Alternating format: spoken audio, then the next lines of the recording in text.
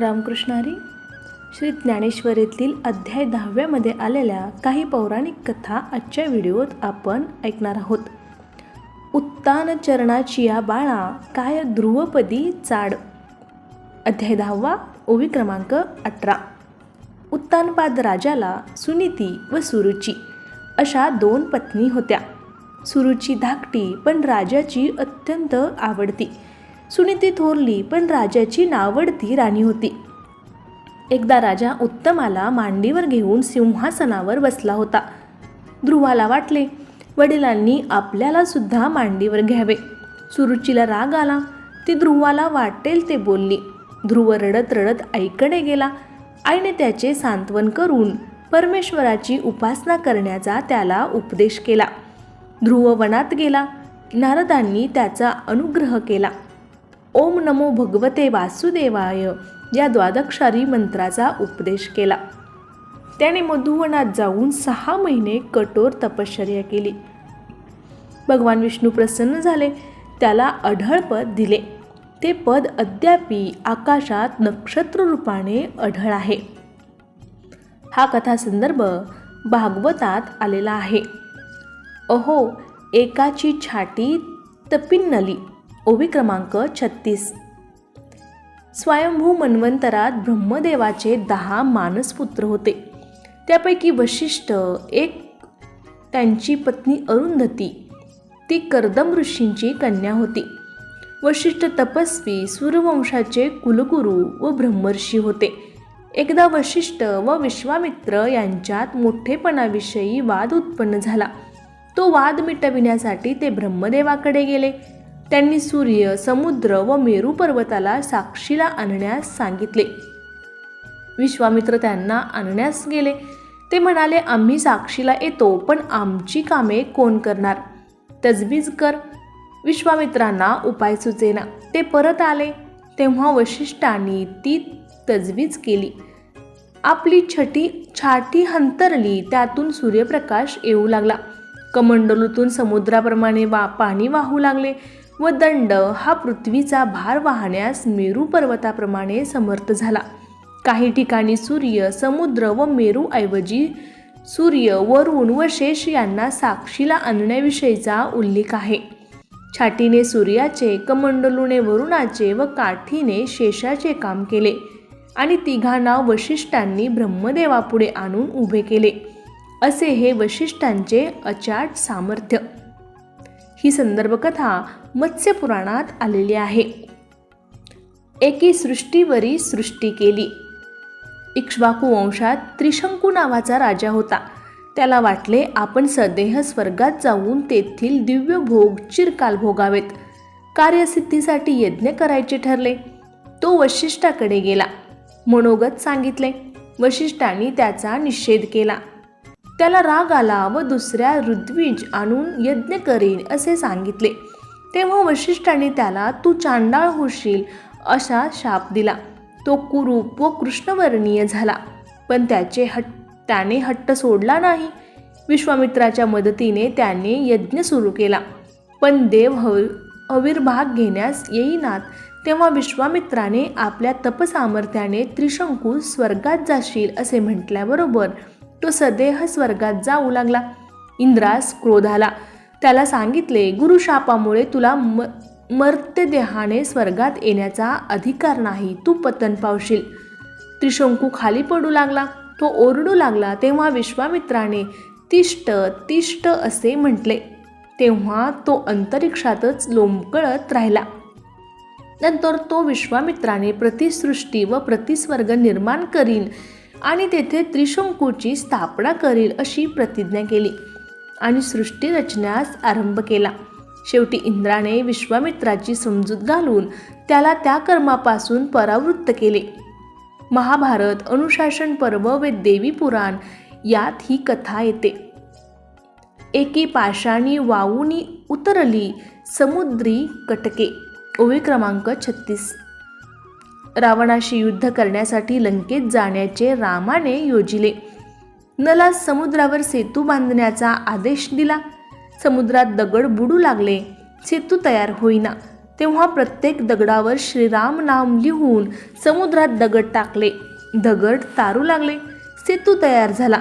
या तरंगणाऱ्या पुलावरून राम लक्ष्मण सैन्यासहित लंकेत गेले.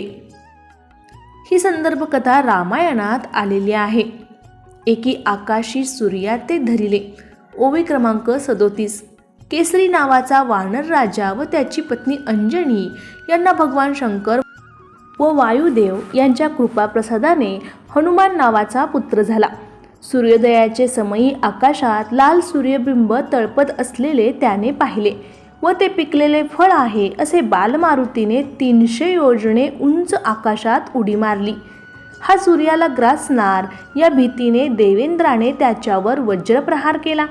हनुमान मूर्छित होऊन खाली पडला.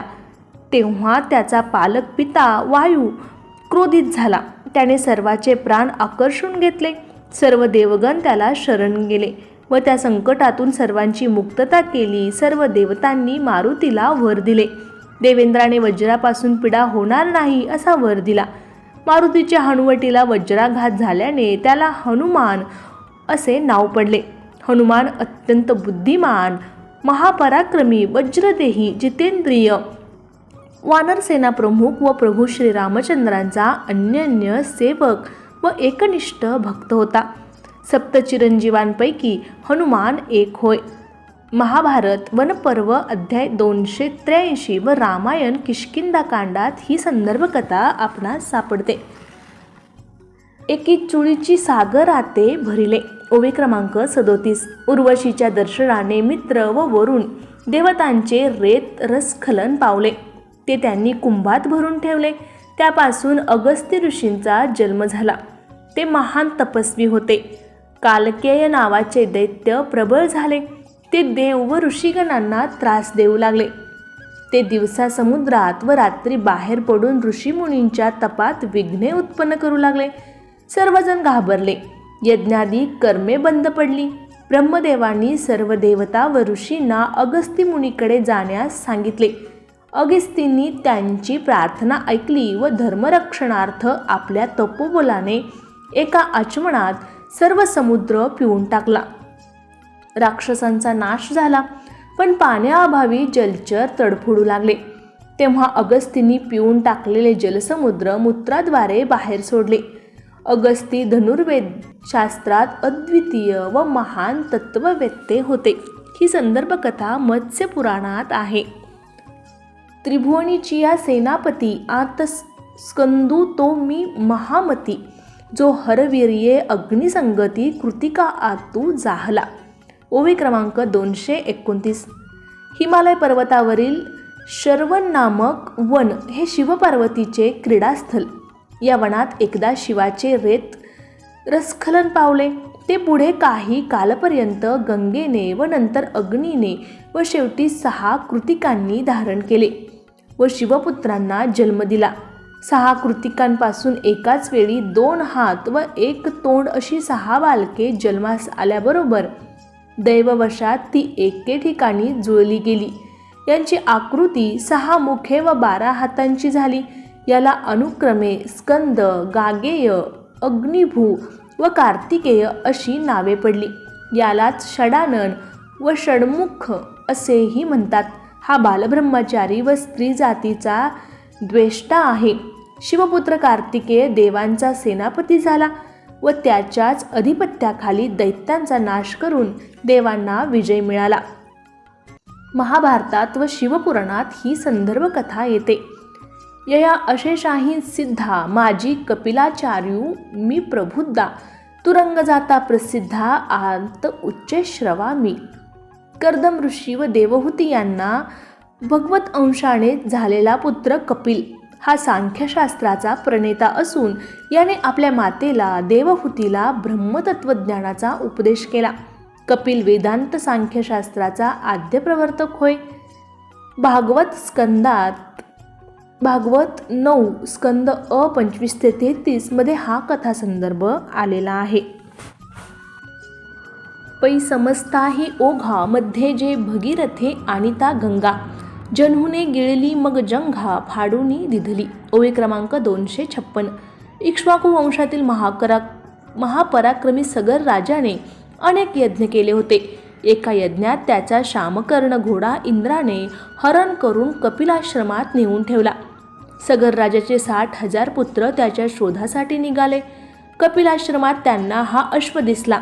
यानेच हा अश्व चोरला असावा असे समजून सगरपुत्रांनी कपिलांना त्रास दिला. तेव्हा कपिल महामुनींनी क्रोधित होऊन त्यांना भस्मसात केले. सगराचा नातू अंशुमान याने कपिलांची प्रार्थना करून घोडा परत आणला. गंगोदकाशिवाय सगरपुत्रांचा उद्धार अशक्य आहे असे समजल्यावर अंशुमान व त्याचा पुत्र दिलीप यांनी गंगेला पृथ्वीवर आणण्यासाठी तपाचरण केले. त्यांना यश आले नाही. नंतर दिलीपचा पुत्र भगीरथ याने हिमालयावर उग्र तप केले. गंगा प्रसन्न झाली. खाली येण्याचे तिने मान्य केले. तिच्या सांगण्यावरून भगीरथाने भगवान शंकराला तप करून प्रसन्न केले व स्वर्गातील गंगा भूतलावर आणली. भगवान शंकराने तिला जटेत धारण केले. पुन्हा भगीरथाच्या प्रार्थनेने प्रसन्न होऊन पृथ्वीवर वाहू लागली. गंगा येत असताना मध्येच महापराक्रमी जन्हू राजाचा यज्ञमंडप लागला. यज्ञमंडप गंगेच्या प्रवाहात बुडू लागल्याचे पाहून जन्हू राजाने तो गंगा प्रवाह प्राशन केला. भगीरथाने प्रार्थना केली तेव्हा जन्हू राजाने आपली मांडी फोडून त्यातून गंगा प्रवाह बाहेर सोडला. जन्हूने गंगेचा कन्या रूपाने स्वीकार केला म्हणून तिचे नाव जान्हवी पडले. भगीरथाच्या अथक परिश्रमाने गंगा पृथ्वीवर अवतरित झाली म्हणून तिला भागीरथी असेही लोक म्हणू लागले. नंतर भागीरथीने सगरपुत्रांचा आपल्या स्पर्शाने उद्धार केला. भागवत स्कंद 8-9 मध्ये ही कथा संदर्भ आलेली आहे. जो देवकी वसुदेवास्तव झाला कुमारींसाठी गोकुळी गेला. वसुदेव देवकीने पूर्वजन्मी उग्र तप केले. भगवान विष्णू प्रसन्न झाले. तुझ्यासारखा पुत्र व्हावा हे वरदान मागितले. प्रथम जन्मात सुतपा ब्राह्मण व पृश्नी यांच्या पोटी प्रश्निगर्भ रूपाने, दुसऱ्या जन्मात काश्यप व आदितीचे उद्री उपेंद्र अर्थात वामन रूपी अवतार घेतला व तिसऱ्यांदा वसुदेव देवकीचे उद्री श्रीकृष्ण रूपाने जन्मास आले. जन्मताच वसुदेव देवकीला बोध करून गोकुळी नेऊन ठेवण्याची विनंती केली. दृष्टकंसाला आकाशवाणीने सांगितले होते की तुझ्या भगिनीचा अष्टमगर्भ तुझा वध करील म्हणून त्याने तिच्या 6 पुत्रांचा वध केला होता. 7वा पुत्र संकर्षण अर्थात बलराम व 8वा श्रीकृष्ण. वसुदेवाने त्याला गोकुळात नेले. नंदपत्नी यशोदा प्रसूत होऊन तिला कन्यारत्न झाले होते. वसुदेवाने तिच्या जागी कृष्णाला ठेवले व कन्या योगमायेला परत आणले. कंस तिचा वध करू लागताच ती निसटून गेली. ही संदर्भ कथा भागवतात आलेली आहे. तो म्या प्राणा सकट पियाला पूतनेते. गोकुळात नंद यशोदेचा पुत्र म्हणून कृष्ण वाढत असताना कंसाने त्याला मारण्यासाठी अनेक उपाय केले. पूतना नावाची राक्षसी तरुण सुंदर स्त्रीचे रूप घेऊन मुलांना मारत सुटली. यशोदेकडे गोकुळी आली. तिने स्तनात विष भरून आणले होते. कृष्णाला पाजण्यास घेतले. भगवान श्रीकृष्णाने स्तनपान करून आपल्या सामर्थ्याने तिचे प्राणहरण केले व तिचा उद्धार केला. भागवतात ही कथा आलेली आहे. करी गिरी धरुणी उमानीला महेंद्र महिमा. श्रीकृष्णाने बालवयातच अनेक दैत्यांचा संहार केला. इंद्राचे गर्वहरण केले. दरवर्षी गोकुळवासी इंद्र प्रसन्न राहावा यासाठी नवधान्याने इंद्राची पूजा करीत, अन्नकूट करीत. ही रीत बंद पाडून कृष्णाने गोकुळाचा संरक्षण गोवर्धन पर्वताची पूजा सुरू केली. इंद्र संतापला. गोकुळावर सांवर्तक मेघांची घनघोर पर्जन्यवृष्टी केली. तेव्हा गोकुळवासियांच्या रक्षणासाठी कृष्णाने गोवर्धन पर्वत आपल्या करांगुळीवर धारण केला. त्याच्या छायेत सर्वांना आश्रय दिला व सर्वांचे रक्षण केले. हा कथासंदर्भ भागवतात आलेला आहे. कालिंदीचे हृदय शल्य फेडिले. काद्रवेत कुळात जन्मलेला कालिया नावाचा महाभयंकर नाग गरुडाच्या भयाने यमुनेच्या डोहात येऊन राहिला होता. त्याच्या दाहक विषाने यमुनेचे, कालिंदीचे जल व सारा आसमंत विषमय झाला होता. क्रीडा करताना श्रीकृष्णाने डोहात उडी मारून कालियाला जर्जर केले. त्याच्या स्त्रियांनी कृष्णाची प्रार्थना केली. कृष्णाने कालियाला जीवदान दिले. कालियाला रमणक द्वीपात जाण्यास सांगितले. भागवतात हा कथासंदर्भ आलेला आहे. वासुरुवासाठी लाविले विरंजीस पिसे. ब्रह्मदेवाने एकदा श्रीकृष्णाच्या सामर्थ्याची परीक्षा पाहण्यासाठी गाई गोपालांना अदृश्य केले. तेव्हा श्रीकृष्णाने गाई गोपालांची रूपे धारण करून वर्षभर सर्वांना सुख दिले. ब्रह्मदेवाचा मोह दूर झाला. तो कृष्णासमोर नतमस्तक झाला.